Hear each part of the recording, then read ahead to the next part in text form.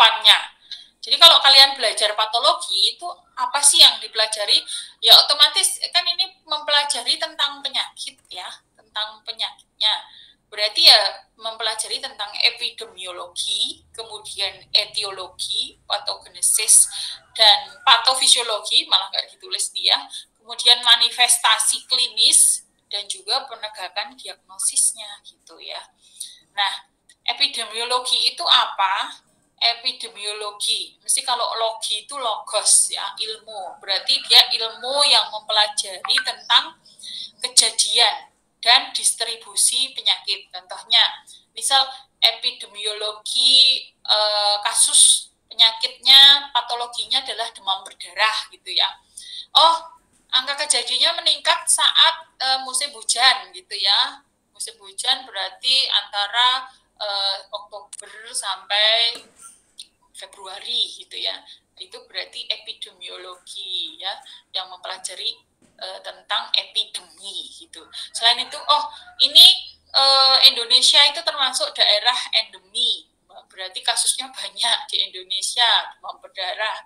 Itu juga tentang epidemiologi. Oh, kejadiannya pada tahun 2021 kasus demam berdarah 1 juta per 1 juta penduduk di misal Kabupaten Karanganyar atau Kabupaten Sukoharjo kayak gitu ya. Itu berarti adalah epidemiologi ya. Angka kejadian penyakit ya, kemudian distribusi penyakit itu termasuk epidemiologi. Diingat ya. Dia berarti mempelajari tentang kejadian dan distribusi penyakit ya. Next ke etiologi. Nah, tadi yang dipelajari patologi itu epidemiologi, kemudian etiologi. Etiologi itu dari bahasa Greek juga ya, Yunani, artinya adalah ilmu tentang sebab atau kausa. Kalau kita di kesehatan nanti kausa itu penyebab ya. Penyebabnya apa? Nah, jadi penyebab penyakit. Nah, contoh etiologi dari penyakit demam berdarah. Coba apa itu? Kalian mesti sering dengar. Jangan Iqbal lagi. Siapa ya? Terus Tatar, Mas Tatar. Ini Mas ya, Mas Tatar.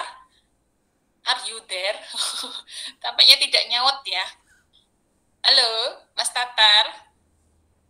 Oh, ketiduran ya, seperti didongeni ini.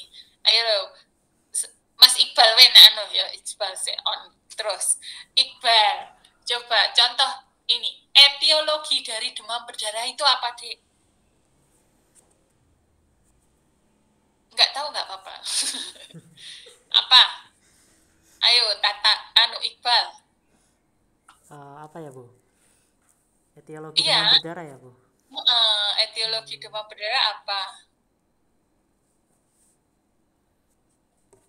Ya, penyebarannya dari inilah, dari apa namanya, virus yang dibawa oleh nyamuk. Lah, Bu, jangan bilang penyebaran ya. Saya tanya etiologi, berarti benar jawabanmu. Etiologi, penyebab penyakit demam berdarah itu apa? Virus, ya, gitu ya. Gitu ya Iqbal ya jawabnya. Siap, Jadi Bu. etiologi demam berdarah adalah virus. Virus apa? Adenovirus ya, kalau tidak salah ya. Nah, virusnya ada namanya nanti ya.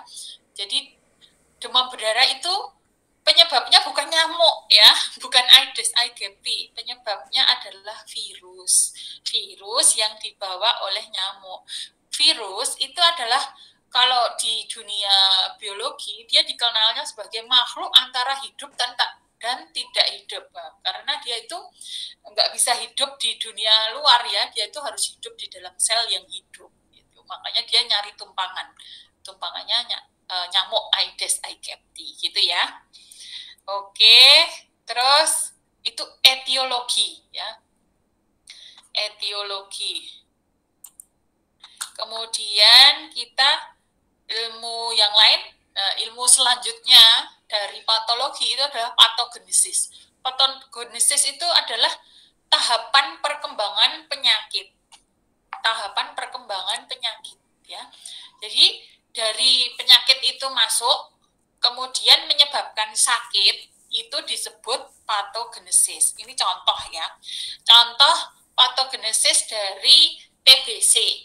TBC tahu kan ya, kalau orang sebut flek paru atau apa ya, paru-paru basah apa ya, flek paru lebih anunya ya. Kalau paru-paru basah itu lebih ke bronkitis kronis kayak gitu ya.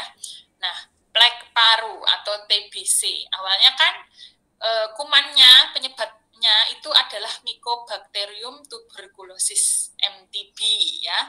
Itu kehirup ya, kehirup manusia sehat. Kemudian dia itu akan akan menyebabkan dia akan masuk ke saluran nafas ya, kemudian masuk lagi ke paru gitu ya, masuk ke paru. Sebenarnya dia masuk itu terus kok nggak dihadang kayak itu, enggak ya, dia dihadang ya. Ada yang namanya makrofag. Makrofag itu tadi saya bilang dia tentara tubuh turunan dari leukosit atau sel darah putih ya. Nah, tentara tubuhnya ini menyerang juga ya, tetapi memang dia kan menyerangnya dengan memakan gitu ya, dimakan si MTB-nya, Mycobacterium tuberculosisnya. Nah, yang dimakan ini dia itu ternyata hidup di dalam sel yang memakan gitu ya. Jadi dia tidak bisa dihancurkan, tetapi dia malah hidup di dalam makrofag gitu ya. Nah, karena dia hidup di dalam makrofag ya, kemudian berarti dia tidak bisa dikenali ya. Ada juga sih yang bisa mengenali ya, kemudian sel makrofagnya ini dibunuh, tapi sebagian tidak bisa dikenali karena ini adalah sel tubuh gitu ya, dia bersembunyi gitu. Nah, kemudian dia akan ini ya makin berkembang gitu, membentuk melindungi, malah makrofagnya itu membentuk kayak perlindungan gitu ya untuk pertumbuhan si MTB-nya gitu ya, sehingga ini muncul gejala juga ya karena terbentuk kaverna gitu ya, kerusakan parunya semakin luas gitu, sehingga muncul gejala batuk ya, batuk. Karena batuk itu adalah proses fisiologis untuk berusaha tubuh untuk mengeluarkan benda asing yang di dalam paru gitu ya. Nah, kalau sudah batuk berarti itu adalah namanya patofisiologi ya. Nah, namanya udah patofisiologi ya. Jadi penyakit mulai mengganggu fungsi normal dari tubuh. Kalau orang normal itu kan nggak batuk-batuk. Nah, kalau udah batuk-batuk kan berarti dia terganggu fisiologinya. Ya, seharusnya tidak batuk malah menjadi batuk. Nah, kadang tidak hanya sampai di sini ya, tidak hanya sampai infeksi primer, dia kan bisa berlanjut juga ya. Nah, ini si MTB tadi kan bersembunyi di dalam makrofag ya, kemudian dia bahkan ada yang ikut keliling ke saluran pembuluh darah gitu ya, berkembang di daerah lain ya, atau ikut aliran limfe atau pembuluh getah bening, kemudian berkembang di daerah lain. Yang paling sering itu berkembang di tulang ya, tulang belakang ya. Jadi tulang belakangnya itu diinfeksi oleh MTB sehingga nanti mudah rapuh ya, mudah patah ya. Itu sudah patofisiologi namanya ya. Nah, ini nih lihat, ini adalah paru-paru ya. Ini paru-paru normal, dia warnanya merah, paru-paru itu merah kecoklatan gitu ya. Ini ada daerah yang putih-putih kayak gini ya. Ini adalah disebut sebagai nekrosis perkejuan ya.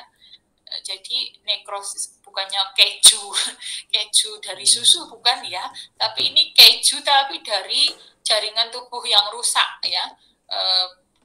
Dibentuk dari jadi kayak nanah-nanah gitu ya, makanya batuknya, sputumnya, berdahaknya ini ya kayak nanah, memang nanah ya, itu karena nekrosis ini ya, selain nanti ada infeksi di saluran yang lebih atas.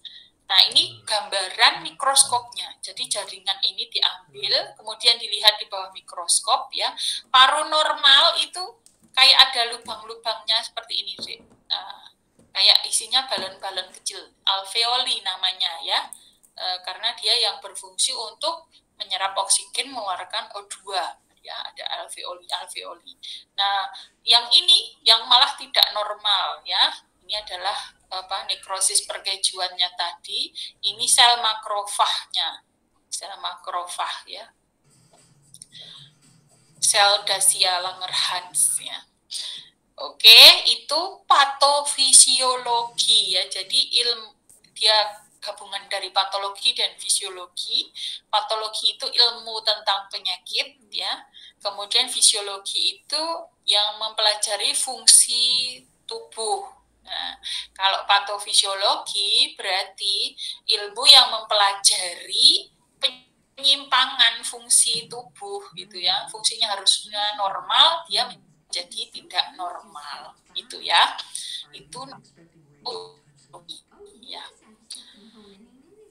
Kemudian untuk selanjutnya saya dapat perintah juga untuk tentang adaptasi sel ya. Oh ya, kalian sudah dapat kuliah tentang sel? Sudah, Bu. Oh, sudah. Oke. Winda, coba. Sel itu terdiri dari apa saja komponennya? Mbak Winda?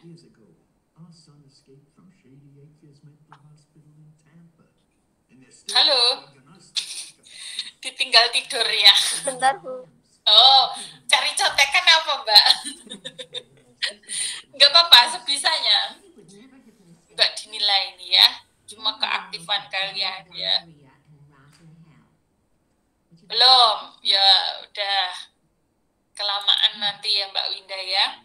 Jadi sel itu apa sih? Jadi dia adalah struktur terkecil. Sel merupakan unit kehidupan terkecil dari suatu individu atau organisme hidup ya, dari organisme. Nah, jadi manusia, kita belajarnya ke manusia ya, tidak belajar jauh ke bakteri ya, kita belajar manusia. Jadi manusia itu dibentuk oleh 11 sistem organ. Ini baca sendiri. Ada sistem kulit, rangka, otot, saraf, endokrin, dan lain-lain. Ada 11. Nah, setiap sistem organ ini dibentuk oleh organ-organ. Contohnya ini sistem organ pencernaan. Ya, itu dibentuk rongga mulut, gigi, lidah, ya, kemudian faring, kemudian osofagus atau kerongkongan, kemudian lambung, usus halus, usus besar, kemudian ada hati atau hepar atau liver, ada pankreas. Nah, itu yang membentuk sistem pencernaan. Nah, tiap organ itu dibentuk oleh jaringan, ya. Tiap organ itu disusun oleh jaringan. Contohnya ini ya, lambung. Lambung itu dibentuk oleh jaringan apa saja? Ada 4 jenis jaringan dasar pada tubuh manusia, ya. Ada jaringan epitel atau pelapis, jaringan ikat yang fungsinya mengikat.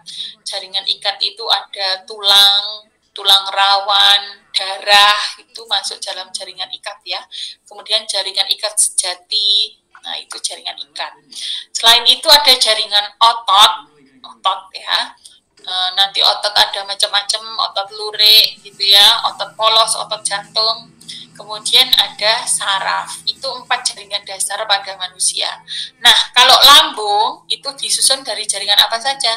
Ada jaringan epitel pada mukosa lambung. Mukosa itu yang dekat dengan lubang atau lumen lambung ya, yang sering mengalami erosi, gastritis erosiva. Berarti ada erosi pada mukosa lambung. Dokter bilang, wah ini ada luka lambung gitu ya, nah, berarti ada erosi ya, ada mukosa lambung. Itu ada epitelnya. Kemudian ada jaringan ikapnya juga ya di bawah mukosa. Kemudian ada ototnya. Ya kalau nggak ada ototnya nggak bisa menggerakkan makanan, menurunkan makanan dari lambung diturunkan ke usus halus ya.